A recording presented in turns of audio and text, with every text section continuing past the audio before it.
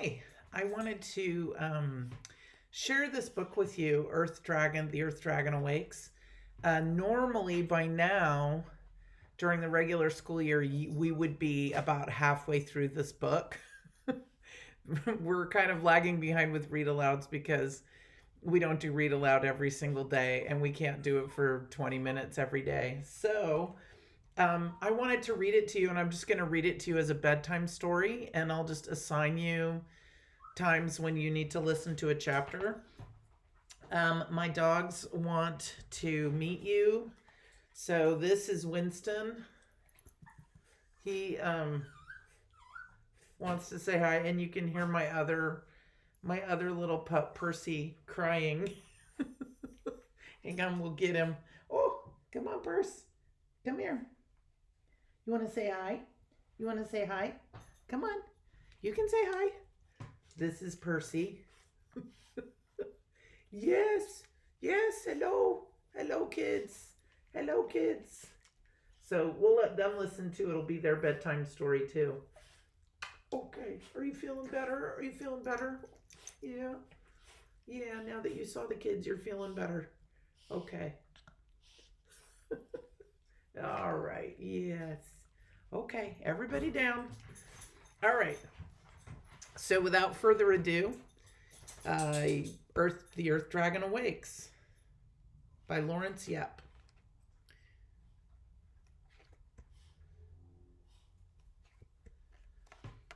Early evening, Tuesday, April 17th, 1906, San Francisco. It is early evening in San Francisco. Streetlights come on. People hurry home. No one knows about the danger below. Underneath their feet, the earth begins to stir. 7 p.m., Tuesday, April 17th, 1906, Travis household, Sacramento Street area. At that moment, the Travis family is too busy to worry. Henry's parents are going to the opera. Henry's mother calls from upstairs. Ah Sing, have you seen my silk shawl? Mr. Travis bellows, Ah Sing, I need a new shirt. You've shrunk another one. Mrs. Travis pats her husband's belly affectionately. Don't blame Ah Sing, dear. It's time for a diet. I am not fat, Mr. Travis protests. My stomach is as solid as the earth. His belly shows through the open hole on his shirt. It jiggles when he moves. It's all Ah Sing's fault. He does something to my shirts, and that's why I keep losing buttons. Don't change shirts, dear, Mrs. Travis says. We don't have time. Mr. Caruso will be so disappointed if you show up late for his Don Jose. I would rather go to the roller skating carnival, Mr. Travis grumbles. They're giving out $1,000 prize for the best costume. I wish we could go roller skating too, says Henry. He was ready to try on his new skates. He'd gotten them for Easter 2 days before.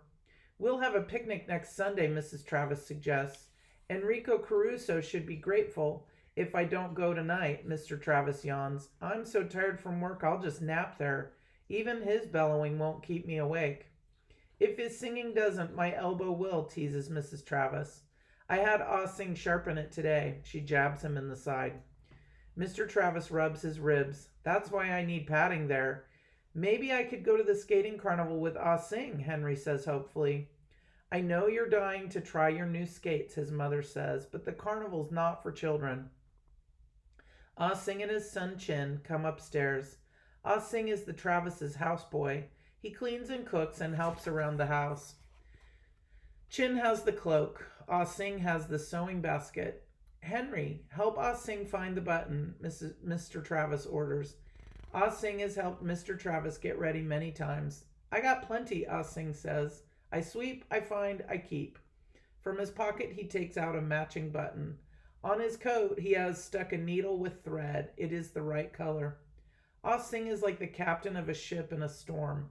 He tells Henry and Chin to hold Mr. Travis's shirt closed while he sews the button on. Henry winks at Chin. Chin is 9 and Henry is 8. They have become good friends. Though Chin has been in America for only 2 years, he speaks English better than his father. Suddenly, Henry's pet dog Sawyer begins to howl. Mr. Travis scrunches up his face. You should take Sawyer. He can sing with Caruso. He's been doing that all day. I don't know what's wrong with him. We took him to the vet, Mrs. Travis says. He's perfectly healthy.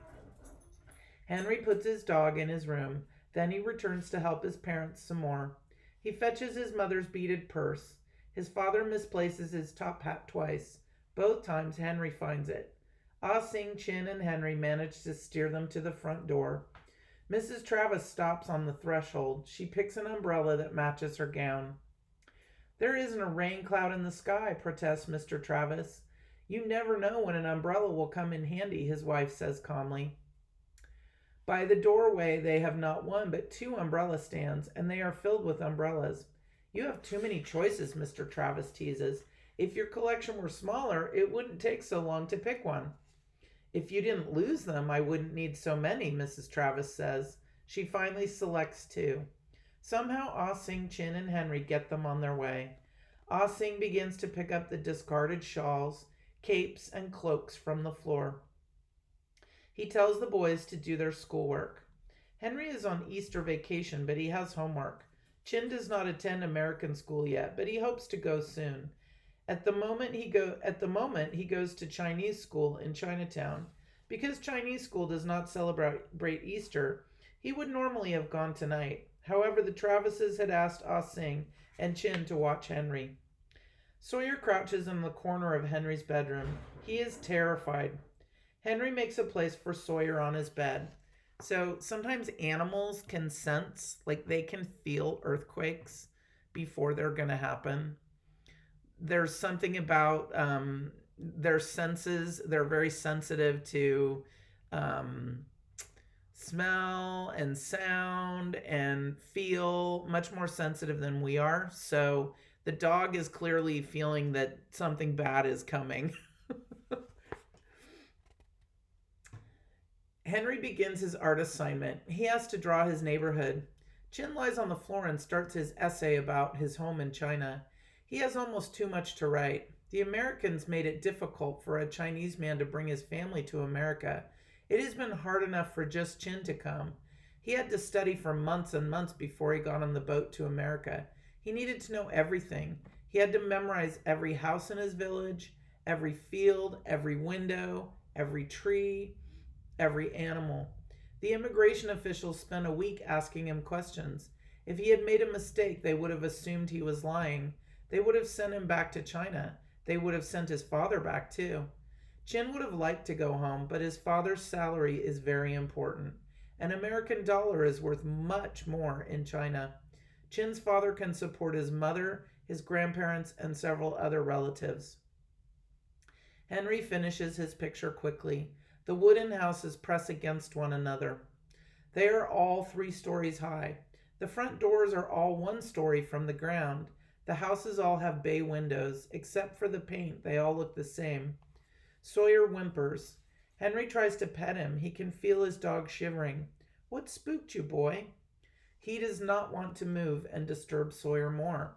So he tells Chin to open his school bag and get his present. Chin makes sure Ah Sing is downstairs. Then he sneaks a flimsy paper book from his school bag. On the cover, a cowboy blazes away with a 6-gun as another cowboy falls in the dust. The whole day, Chin has been looking forward to this. None of their parents approve of the cheap books. Henry's mother even calls them penny dreadfuls. All the boys at Henry's school like them and pass them around. Henry has been helping Chin learn English by reading the dreadfuls with him. When I grow up, I'm going to be a lawman, just like Marshall Earp. Henry pretends to blaze away with his 6-shooters. I'm never going to be like my father. All he does is add up numbers all day in that old bank. And my father washes dishes, Chin sighs. Neither is exciting, Henry agrees. Sawyer lifts his head and begins to howl again.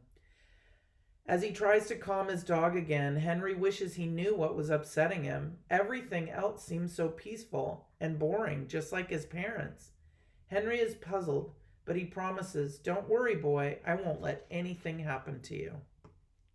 All right, and that is this evening's bedtime story. I will see you tomorrow night.